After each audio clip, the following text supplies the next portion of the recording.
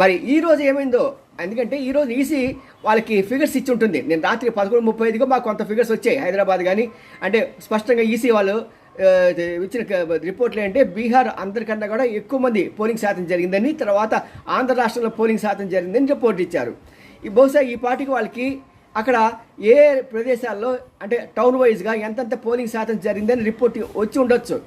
వచ్చిన తర్వాత వాళ్ళ యొక్క స్వరం మార్చారు. ఏమంటే హైదరాబాద్లో చాలా చోట్ల గత సంవత్సరం కన్నా కూడా ఈ సంవత్సరం చాలా ఓటింగ్ శాతం పడిపోయింది. ఈ చదువుకున్న వాళ్ళు, మిడిల్ క్లాస్ వాళ్ళు వాళ్ళ యొక్క ఇళ్లలోంచి ఏసీ రూమ్లోంచి బయటకు రాలేదు అని ప్రచారాలు చేస్తున్నారు. అసలు విషయం గ్రహించట్లా. ఈ రోజున ఈ యొక్క పతనానికి కారణం ఏంటంటే అక్కడ ఉన్న తెలుగువారు అంతా కూడా ఆంధ్ర రాష్ట్రానికి వచ్చి వారి రాష్ట్రాన్ని దక్కించుకోవడానికి వచ్చారు. ఈ సమయంలో ఓట్ల శాతం పట్టడం ఖాయం. మరి దాన్ని మీడియా చెప్పకుండా ఏదో సొలు కబుర్లు చెప్తున్నారు.